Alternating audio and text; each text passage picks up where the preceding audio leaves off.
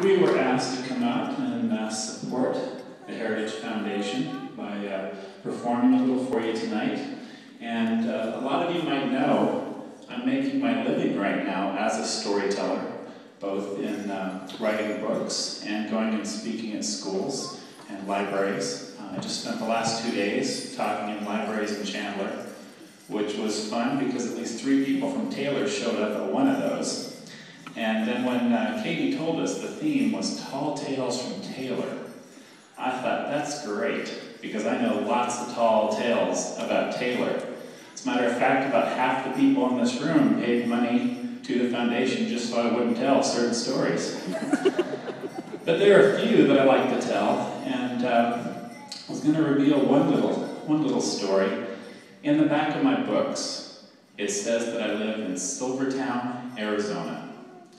Now, the reason for that is because one of my personal heroes is an author named Ray Bradbury, and I first read Ray's books at Taylor Elementary School.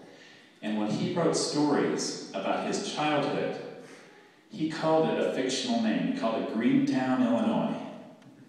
And I wanted to do a bit of an homage to that, so I had some stories I wanted to start telling about Silvertown. And I just thought that would be a fun thing to put in the back of the books, that I was from Silvertown. Because when I talk at schools, they'll want to know, where do you get all these great stories? And I tell them, great stories are everywhere. Everywhere. And we live in a community of great stories. Just growing up here was enough of a wealth of great stories to last me the rest of my life.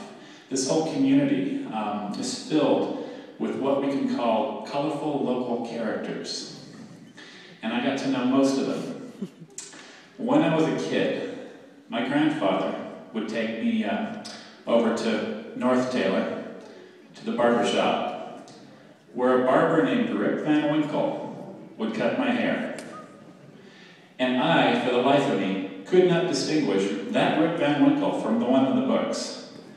So he'd be cutting my grandfather's hair, and I'd be sitting on the bench, just kind of giving him the stink eye. So now I wonder where your beard went, Rip. What's this sleeping for 20 years thing? And he'd never quite admit to it, but I was sure he was holding back a bit.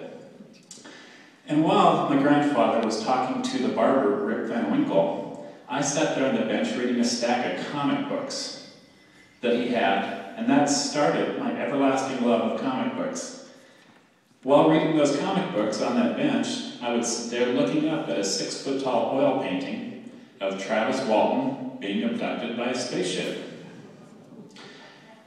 And then I'd go home from seeing the Travis Walton abduction painting and Rip Van Winkle the barber, and go out on my paper route, where I'd have to beat off the peacocks from eating out of the dog food on people's porches, because some neighbor of ours decided to raise peacocks when I was a kid, put them in a pigeon coop, which the peacocks promptly escaped from, and they flourished out here in Rolling Hills.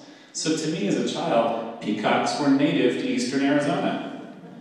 When the sun went down, you could hear the coyotes yowling and the peacocks crying, and that was just a natural part of it. And I've even told people we have a few immortal beings in our community. And if you think that's not true, you haven't met Steve Reel yet. But I know a few real tall tales about Taylor. When I was in